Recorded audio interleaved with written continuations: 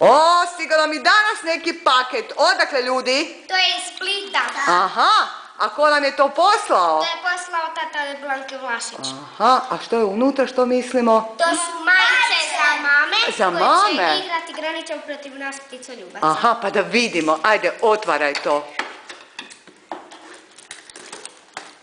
Hoće li negdje mame biti zadovoljne?